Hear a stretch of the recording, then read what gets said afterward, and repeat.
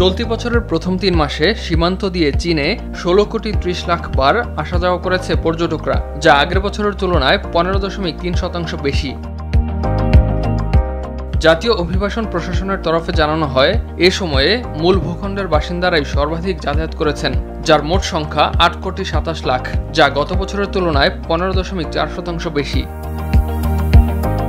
তবে বিদেশি নাগরিকদের ক্ষেত্রে এই হার সবচেয়ে বেশি দেখা গেছে। এই ৩ মাসে বিদেশি নাগরিকরা ১ কোটি ৭৪ লাখ ৪০ হাজার বার সীমান্ত পারাপার হয়েছেন, যা ২০২৪ সালের একই সময়ের তুলনায় ৩৩.৪% বেশি।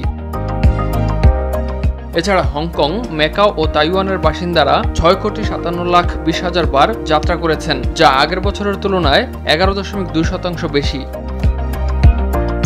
কর্তৃপক্ষের তরফে আন্তর্জাতিক যোগাযোগ ও বিনিময় সহজ করতে আরও বিস্তৃত পরিসরে কার্যকর পদক্ষেপ গ্রহণের কথা বলা হয়েছে। ইমতিয়াজ আহমেদ, RTV।